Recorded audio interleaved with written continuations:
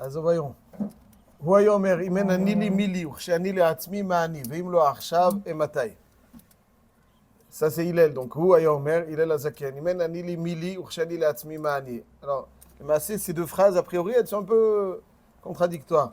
C'est quoi, אם אין אני לי מי לי? Si moi, je ne m'investis pas pour moi, qui le fera pour moi? C'est qu'en général, les gens, ils ont tendance à se laisser assister par... Mais si, alors qu'on peut aider, mais on peut en aucun cas remplacer. Même les meilleurs professeurs, les meilleurs amis ne pourront jamais remplacer l'effort personnel. Donc, imen anili, si moi je ne m'investis pas pour moi, mili, qui est-ce qui le fera à ma place? Donc, ça laisse entendre que mon investissement porte ses fruits et qu'il a un intérêt. Mais après, on nous dit, Ursheani le atzmi ma'ani. Quand le ani, il est le atzmi, c'est-à-dire quand je m'investis, finalement, ma'ani. Alors, im enani li mili, Ursheani le atzmi ma'ani. Ça nous encourage à nous investir. Ou bien, bon, de toute façon, même si tu t'investis, Ursheani le atzmi ma'ani. Ouais, bon, c'est im lo achshav matai, demain. Demain, ça y est, c'est fini, demain. Demain, c'est, ouais, comme il dit, Imatem mikablim et Torah mutavim lo, Sham, tehi kvuratrem. Le Sham, là-bas, c'est bon, quand j'arriverai, quand je serai, ça, c'est ce qui enterre la personne. Sham, tehi kvuratrem. Donc, en tout cas, ces deux phrases, il faut un petit peu... Alors, il y a différentes interprétations. La première, celle du Barthénoura, qui nous dit que, certes, l'homme est irremplaçable pour s'investir en sa personne, mais même sache que lorsque tu t'es investi, ma'ani, c'est très insuffisant, ça veut dire qu'un homme n'exploite qu'une petite partie de ses capacités. Alors, préserve ton humilité quelque part. C'est vrai que tu es indispensable pour ta personne, mais tu ne vas pas dire, ah, donc je me suis investi, je mérite tous les honneurs. Même lorsque je m'investis, ce qui est irremplaçable, pour moi, ma'ani. Finalement, ma'ani. Il y a beaucoup plus. Il y a aussi un pshat du Nefesh HaChaim qui dit qu'en fait, on parle de deux choses. Parce que d'après le Barthénoura, ça veut dire quoi ma'ani? Ma'ani, c'est quoi ma'ani? À quoi ça sert? T'es pas arrivé à ma'ani, ça a l'air d'être très réducteur. Ma'ani. Donc d'un côté, on t'encourage et d'un autre côté, on te dit ma'ani. Ça suffit pas d'après le Barthénoura, mais ma'ani. Bon, c'est pour ça que le roi Chaim, il explique. Le roi Chaim de Reprem Velogine, il dit Imen anili mili, c'est bedivrei Torah. Divrei Torah, ça veut dire que les fruits sont la conséquence des efforts. On ne va pas dire Mina Shamaim. Ah, Kadosh Baruch Hu, il va m'aider. C'est sûr qu'il va t'aider. Siyata Dishmaya, sans Siyata Dishmaya, rien. Mais tout dépend du Amal. En fonction de ton Amal, il va t'aider. Imen anili mili. Ursheani le'atzmi, mais ça parle donc de la Gashmiut. Lorsque je suis à Gashmiut, mani, ça veut dire que tu penses qu'en faisant plein d'efforts, tu auras plus. Il faut faire les choses dans le cadre d'Aïshtadlout, où à Kadosh Baruch Hu, tu pourras constituer une forme de cli pour recevoir ce qui était déjà. Mais c'est pas en fonction, c'est pas parce que le cli sera plus grand que tu auras plus. C'est pas parce que... Alors, il faudrait créer un cli, c'est pas... le cli, l'ishtadlout, c'est le cli. La bracha, c'est Birkat Hashem Hita Ashir. C'est parce que tu vas faire une ishtadlout immense, alors tu vas créer un cli énorme, tu vois. Donc ça parle de Gashmiut, comme ça il dit le... Il y a un pshat aussi, avant que je dise le pshat, que j'ai l'habitude de dire, que je comprends à mon humble avis. Il y a aussi un pshat, je crois, chassidish. Ils disent que le Aïn, c'est la Hanava. Le Ani, c'est la même lettre. Hein? Aïn. Et Ani, c'est le Aïn, Ani. Aïn, c'est la Hanava. Et le Ani, c'est Ani. Il dit toujours qu'il faut avoir la Hanava, mais il faut aussi Vaïkbali Bobedarki Hashem. Lorsque le Aïn et le Ani se côtoient, im Aïn, Ani, Li, le Aïn, c'est-à-dire la Hanava, qui me donne toujours la volonté d'avancer et qui me fait pas perdre la tête avec la Gava. Et il y a le Ani aussi, qui me fait prendre conscience de mes capacités. Mi, c'est 50, Sha'arebina. Li, me sont accessibles. Im ein ani, lorsque tu sais allier le aïn et le ani, alors le mi, li, les chamishim sha'avili zana. Ça n'a pas le pshat, un kolpanim, ça pshat, un remède intéressant. À lui dire, à mon humble avis, c'est le sforno, je comprends bien ce pshat comme ça. Quand Akadosh Baruch Hu fait la bracha, Avraham Avinu après la Kedat Yitzhak, qu'est-ce qu'il lui dit? Arba arbe zeracha ki chochve hashamayim v'chachol asher al tzvatayam. Donc Hachem promet à Avraham Avinu de lui offrir une descendance nombreuse. Arba arbe zeracha ki chochve hashamayim. Comme les étoiles et comme le sable qu'il y a au bord de l'eau. C'est intéressant parce que est-ce que ça veut dire c'est ça la bracha là, c'est le nombre. C'est le nombre. Alors c'est ça le nombre, c'est ça le Arba arbe zeracha ki chochve hashamayim, ça veut dire être très nombreux. Les Chinois, ils ont une belle bracha, c'est ça. Arrête, le pasuk nous dit Lo merubchem mikol ha'amim chashak Hashem bachem, ki atem hame'at. C'est pas parce que vous êtes les plus nombreux, ki atem hame'at. Bon, mamitim et atzmechem. Alors là, le kol panim, c'est ça le vote. Arba arba etzacha. Et en plus, pourquoi cette double comparaison? Il y a plus d'étoiles ou de sable au bord de l'eau? Peu importe, il y en a un des deux qui a plus certainement. Ce n'est pas le chiffre exact. ככל אשר אז ממה נפשך? הוא כחוכבי השמים, הוא ככל אשר על שפת הים. טוב, קיצר, le pshat, il est caniré comme ça. Que, en réalité, cette belle bracha, cette belle promesse, c'est que le Ham Israël ressemblera à tes kochavim. Le kochavim et le chol ont deux caractéristiques totalement opposées. Les kochavim, c'est des étoiles, c'est des stars. Chaque étoile, c'est un monde immense qui a un rayonnement qui lui est spécifique, qui lui est propre. Un grain de sable, il n'y a rien de plus insignifiant qu'un grain de sable. Donc, chaque juif, il doit avoir cette double facette. D'une part, il a un kochav. D'une part, c'est un star. Chaque juif est une étoile. Il est indispensable. Une étoile, c'est-à-dire que dans le sens qu'il est indispensable dans le dispositif qu'a mis en place Hachem pour que le monde arrive à son objectif. Chaque juif est indispensable. Personne ne peut dire, bon, il y avait le Yetzer Hara qui s'est dit, comme j'ai entendu des fois des phrases qui brûlent les oreilles. Chaque homme est une virgule dans l'histoire de l'humanité. Ce genre de phrase, c'est réduire l'importance de l'homme et finalement lui dire, bon, de toute façon, tu n'es pas important, alors fais ce qui te plaît. De toute façon, c'est insignifiant. L'insignifiance pousse l'homme à être médiocre, à ne pas être marchiv ce qu'il fait ou ce qu'il ne fait pas. C'est faux. Chaque Yehudi est une pièce indispensable pour que le monde arrive à son objectif. Lorsqu'Hachem a mis en place un dispositif pour le mener à son objectif, chaque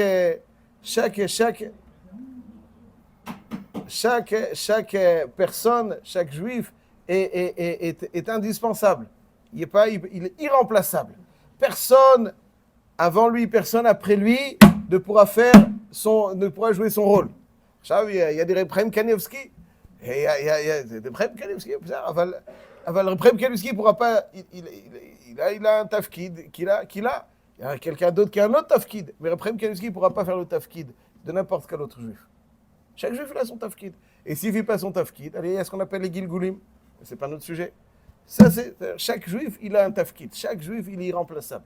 Chaque juif, il brille de son propre rayonnement. Chaque juif est unique.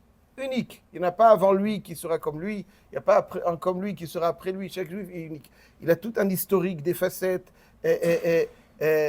qui lui sont propres, des qualités donc qui lui sont propres. Et chacun, il a ses capacités. Personne ne pourra faire à sa place ce que ça, c'est un kochav. Chaque juif est un kochav. Chaque juif, donc Hachem lui a donné la volonté, parce qu'il a un rôle sublime et unique à réaliser. Hachem lui a donné la volonté de s'affirmer.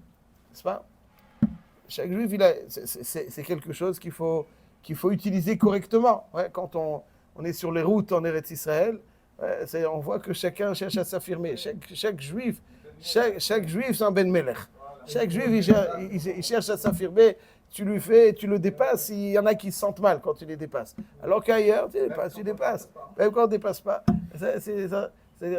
Chaque juif, un Ben Melech. Un Ben Melech. Il doit s'affirmer.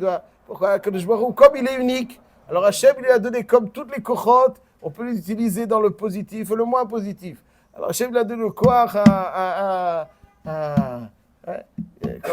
quand on était une fois, je me rappelle, en Ukraine pour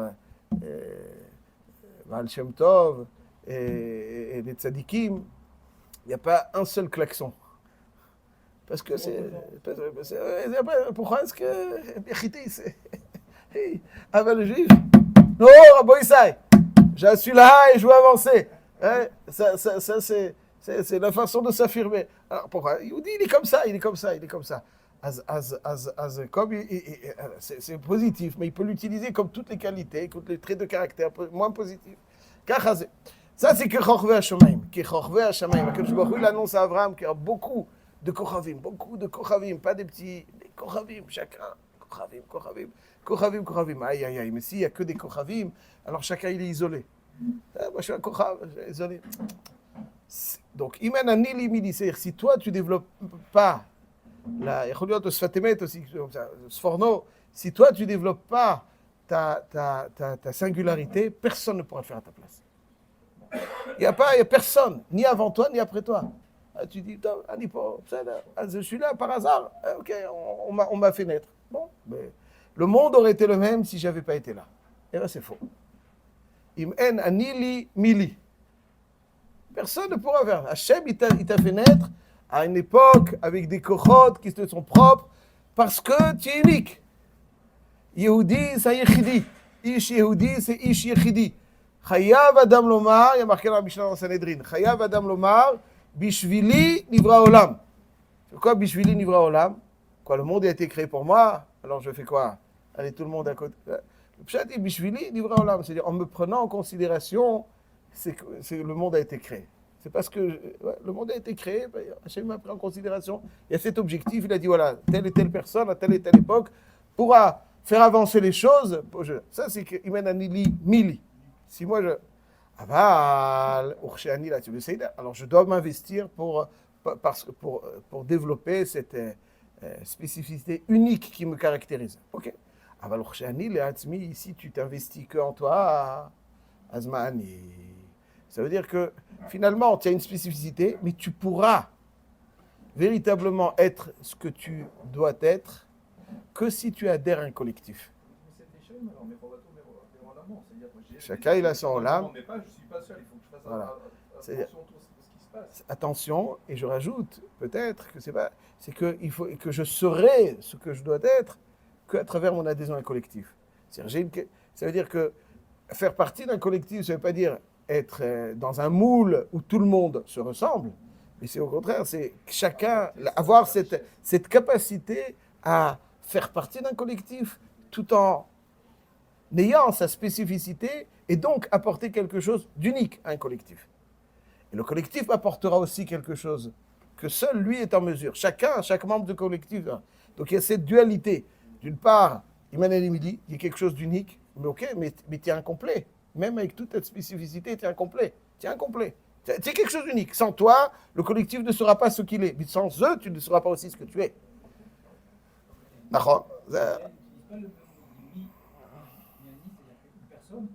Et quand il est que pour lui, Ma'ani, c'est-à-dire il descend vraiment au niveau de la... Il fait ma. Imen ani limi, aval urshani le'atzmi, ma, vous dites, c'est encore il a fait moi. Donc c'est le collectif finalement qui me permet, à travers l'adhésion à ce collectif, de développer et de faire profiter et de profiter. Donc il y a cette réciprocité indispensable. Ça, c'est Imen ani limili. Ça, c'est que Chochvei Hashamayim, d'une part, où chaque Kochav, il est unique.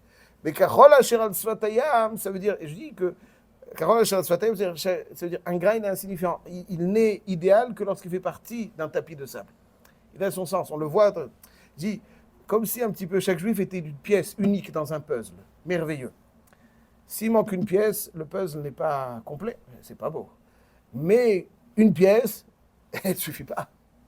Une pièce, c'est quoi? Elle est unique, mais elle ne suffit pas. Elle ne prend tout son sens que lorsqu'elle fait partie de ce collectif, de ce puzzle. Donc, l'idéal, c'est d'être kechol hayam, kechol asher al sfat hayam, tout en étant donc ce kochav. C'est facile d'être kechol asher al sfat hayam quand on n'est pas un kochav. C'est très facile. Tout le monde.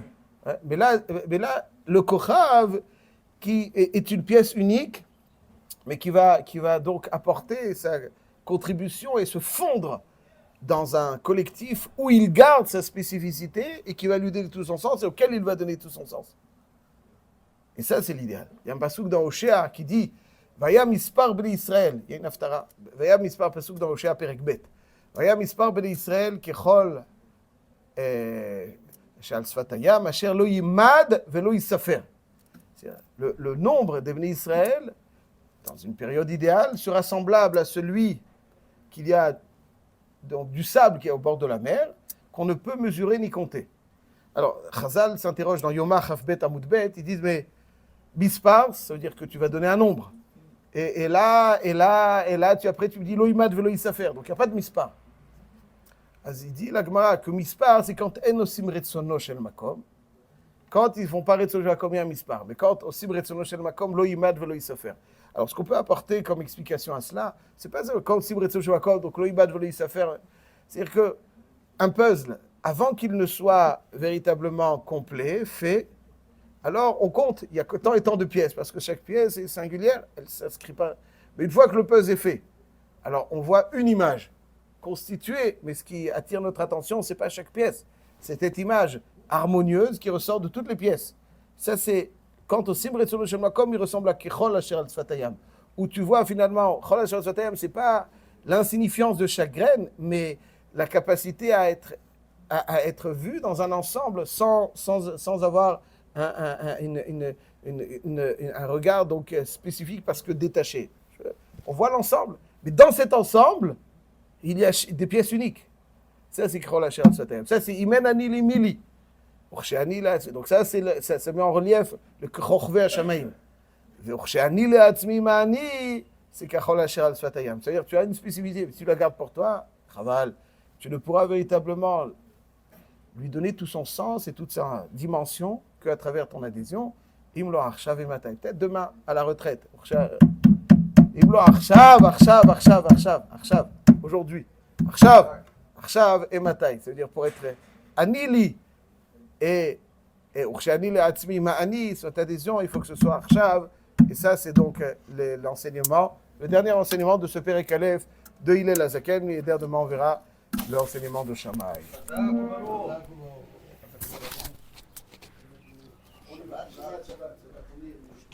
Qu'est-ce que tu fais? T'as passé là-bas, pas là. T'entends d'ici?